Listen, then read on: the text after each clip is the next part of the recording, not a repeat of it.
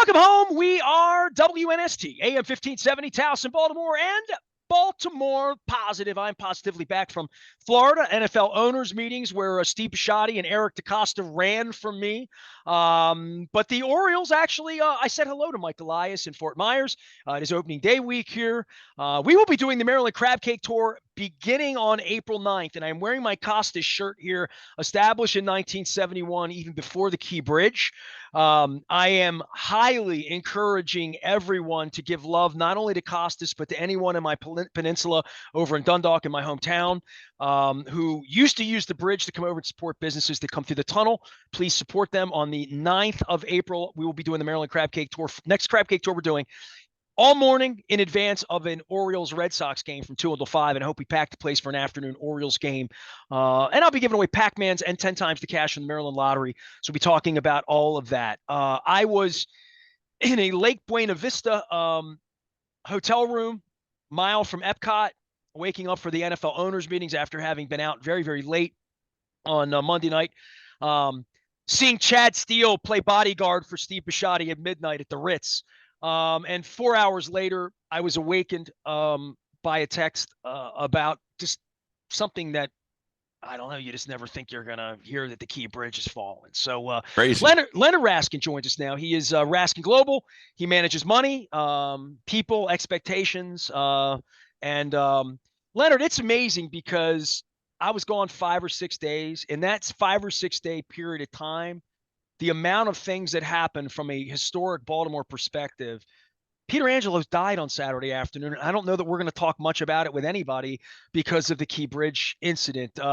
First off, It's welcome crazy. to you. You were home. You were in Baltimore on Tuesday. I was home. I was here. Yeah, I was here and woke up in the morning to the news and flipped it on and could not believe what I was seeing. I'll tell you, as the day moved on, it just seemed more and more surreal. But I said to Kathy, I said, as we watched it and they started showing that video, I don't know where that camera is, but obviously cameras are everywhere, man. It's scary. That's scary.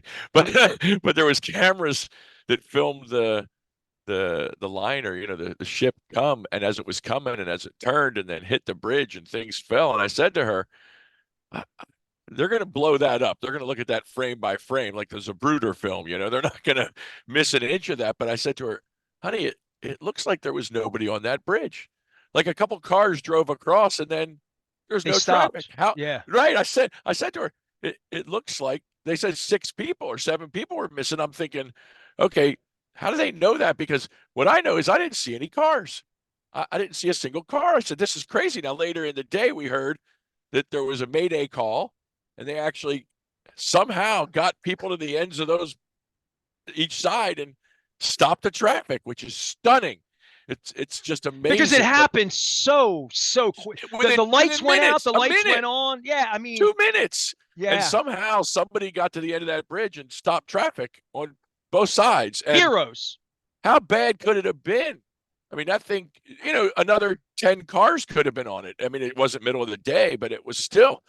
People could have been on that bridge. I didn't see a single car. So that's crazy.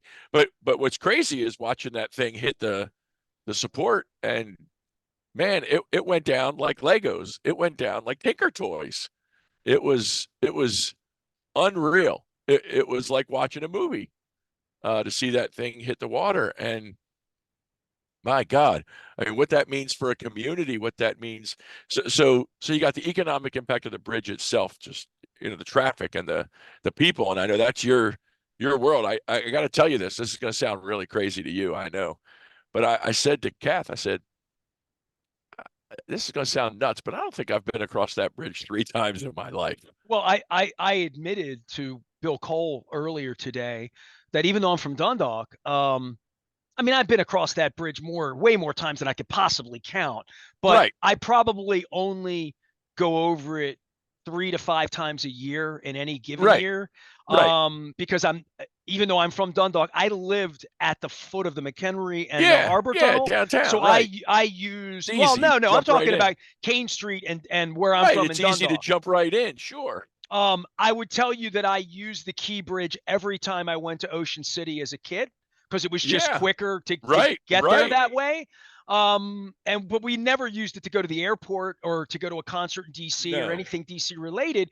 But I will say this, and this is where I'm wearing my Costa shirt instead of my Raskin Global shirt, which I always Good. honor you would try to wear that. We're But good. We're good. we're going to be doing the Maryland Crab Cake Tour there next Tuesday, and we were going to be doing it there anyway. It was the kickoff at the Orioles game. I kind of wanted to do it in conjunction with an afternoon game on the road so I could sit at the bar. Right. Because every time I'm in there, people are watching baseball games anyway. Last year I did a show in the middle of an Oriole game with Pete Caringi. I didn't have Pete Caringi. He was just watching a baseball game because I should have stopped the show. I said, Pete, if I'd have known you were that into the game, I would have done the show an hour ago, and we could have sat here and had a beer and watched the game. So we're going to do that. But I can't think of, and this just came to me, Leonard, because the last time I was at Costas was 2 weeks ago, and I went with Ray Bachman. Ray Bachman, my former executive producer here for a long time. There's a documentary that Greg Landry is putting together over at Blue Rock Productions about my career in 25 years, and I hope everybody watches it. I'm extremely proud of how it's going. It's beautiful. I'll let the cat out of the bag. The narrators for the piece are Keith Brewer from the Ravens, who's a professional voice man. Yeah. And one of my dearest friends in life, John Allen, Gina Schock from the Go-Go's. I got a Hall of Fame doing Very there. cool. So we're doing all of this stuff, and Ray is involved in this. And I took Ray to lunch at Costas, and we got to the bar, and he's like, I can't believe I never came over here. Only been here a handful of times. Now I come back. It's right across the bridge, man. I live in Pasadena. I can get there in 10 minutes. That's right. You Glen Burnie to Dundalk is an everyday tour. And it's an amazing thing that he said that to me. Like, I love meeting you at Costas because it's right across the bridge and I could get there. And now the bridge is gone. And I'm thinking, please don't stop coming to Costas. Please don't stop supporting businesses in Turners and in Edgemere and in Sparrows Point and in Fort Howard. Yeah, and then in you Dundalk, got the other side. The other side, Route 2, is going to be clogged up. I mean, it's going to be nuts, the traffic for a while. I think from a traffic standpoint, people will figure this out pretty quickly. They'll figure out where their routes are. They'll get there, and it'll take a few weeks, but then traffic will be fine. But I don't know how long it's going to take to pull that thing out of the water, number one. You got to get ships through there. You can't get ships through there until that thing's out of the water, and I don't know how long it's going to take to get that thing out of the water.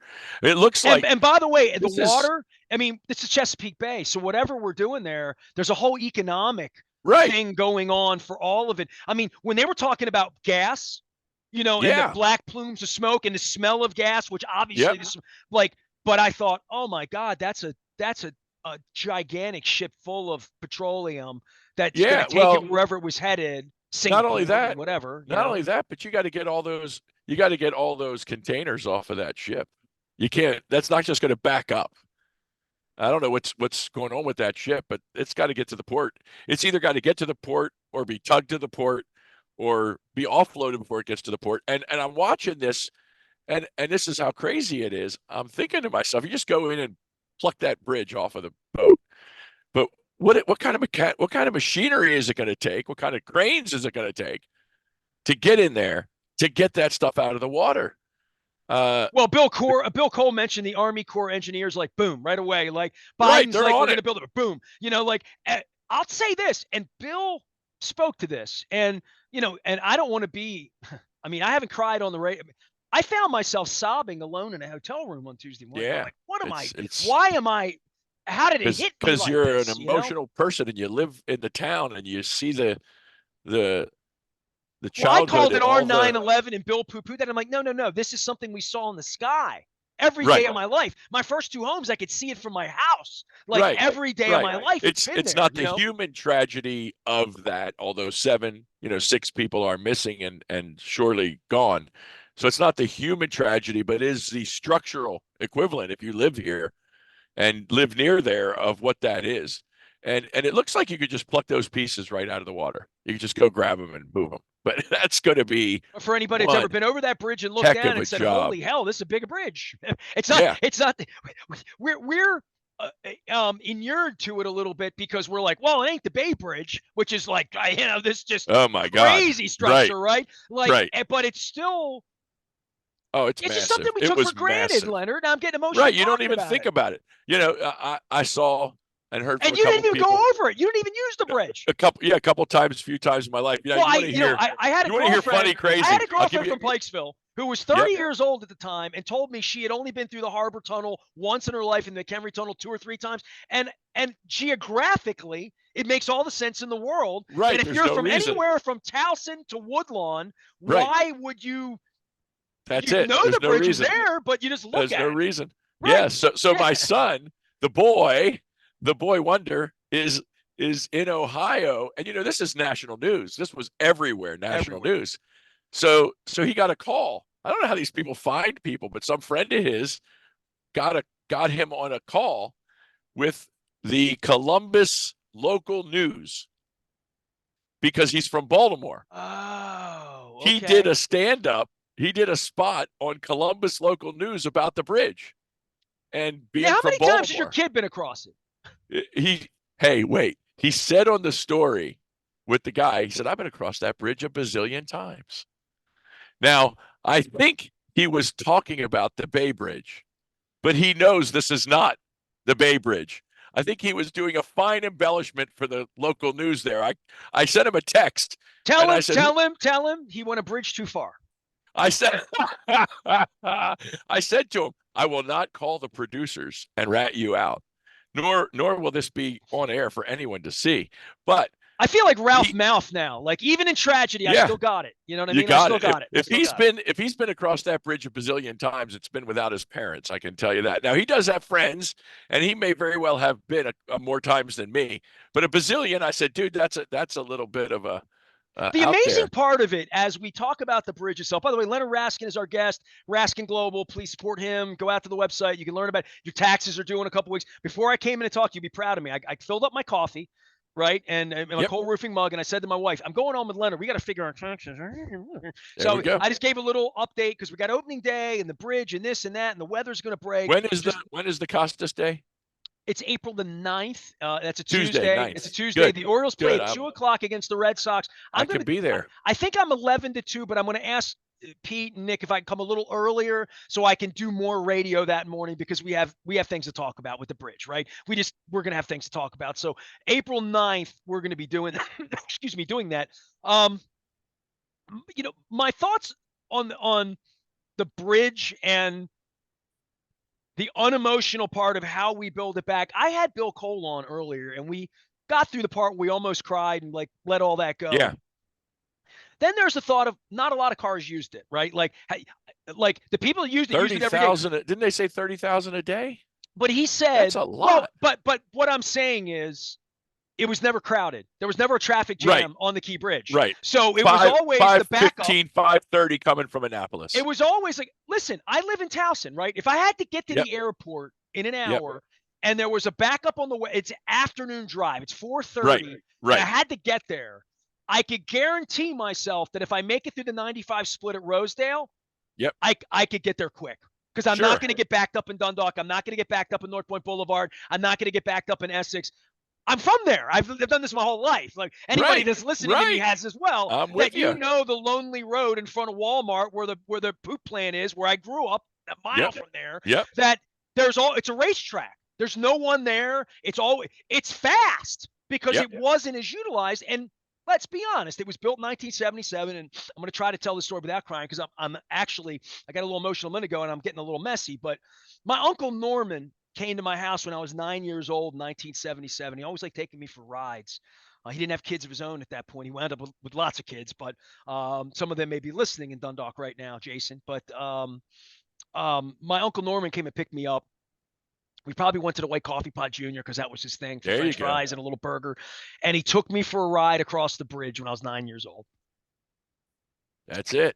Yeah. That's it, man. When you have those kind of memories, that's what the emotion's about, because that's what it is. And now you look out, imagine all these people that, as you said, you could look out your window and see the bridge. That was a skyline piece. It's like the stadium behind you, could you imagine, like, all of a sudden the museum, the railroad, the right field is gone? I mean, it's crazy. That was the thing about Memorial Stadium when I told John Hoey from the Y. I'm like, I didn't drive by there for 10 years. I was pissed. When they knocked that down, you go, oh my God, what's going on here? And 47 years to the week, and gone. And what are they going to do?